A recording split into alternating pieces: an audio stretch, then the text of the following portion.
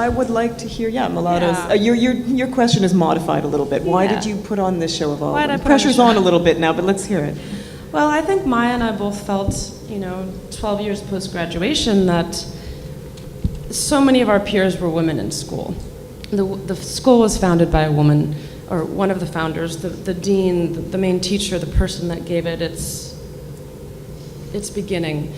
And we've watched over time as so many of our peers have struggled in their careers, and we felt like this was a celebration of amazing talent, and it just happens to be us trying to give an opportunity for many women to showcase their work, essentially.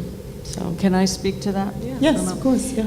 I teach, and I've been teaching for a long time. And I've seen, I don't know if this was always true, but it is certainly true now, the majority of art students are female. exactly. And then that is not what we see in the art world. Exactly. Yeah. So what do you do about that? You support your peers and you put on shows, and until the balance is equal, maybe we need a little more on that side. Well, That's my feeling.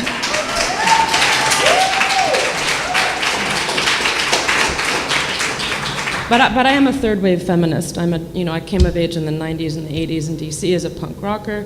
It's a slightly different feeling generation to generation what feminism means, and I think we're trying to adapt it to a new era, and that's why we included female identifying and tried to open it up and tried to choose work that wasn't just about motherhood, it wasn't just women painting women, but was instead a broad range of styles and mediums, and yeah, that was our intention.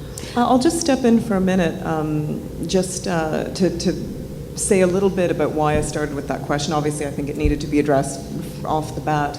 But I'm also very curious about the idea of these feelings that come up, because for me, I think it runs very deep. To be honest, Andrea, I relate very much to what you're saying.